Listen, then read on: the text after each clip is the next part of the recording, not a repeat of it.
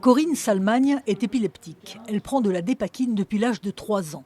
Outre les effets secondaires qu'elle supporte au quotidien, troubles de mémoire, de concentration, douleurs articulaires, elle doit aussi soutenir ses 3 enfants nés avec des troubles autistiques et cardiaques à cause du médicament. Le plus touché, c'est Karl. Il est né en 2008 avec une malformation de la boîte crânienne. Karl est né avec cette trigonocéphalie, donc il a été opéré à l'âge de 5 mois à la Croix-Rousse. Et au fil des mois, des scanners, des radios, on se rend compte que l'os de la boîte crânienne, notamment au niveau du front, ne se refait pas. Alors il se fera opérer à l'âge de... Excusez-moi.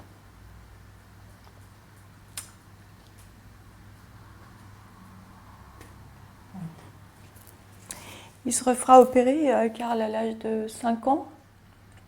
On enlève de l'os au niveau occipital, on le voit un petit peu on le voit bien sur le scanner, à l'arrière du crâne, pour former une bande d'os sur le front devant. Seulement, encore une fois, je ne savais pas non plus à cette époque-là. Karl grandit, mais il ne fabrique toujours pas d'os. Ça veut dire qu'à chaque point de greffe qu'on prend sur le crâne de Karl grandit bien sûr, son crâne se développe, il grandit, et les trous grandissent avec lui. Donc là, on le voit bien. Il a des boucles, des vis, des plaques pour tenir tout ça.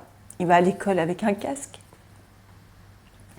Avec l'annonce de la mise en examen du laboratoire Sanofi, l'espoir garde un goût amer.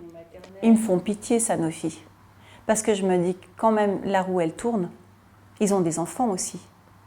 Et est-ce que eux, à notre place, ils aiment... Qu'est-ce qu'ils feraient à notre place? Ils feraient comme nous, ils se battraient. Enfin, on peut pas empoisonner des gens comme ça. Parce que là, c'est ce qui se passe.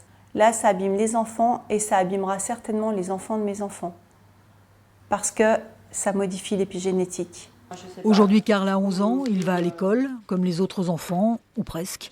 Il est reconnu handicapé à 80%. C'est dur de vivre avec tout ça, hein. C'est pesant, hein.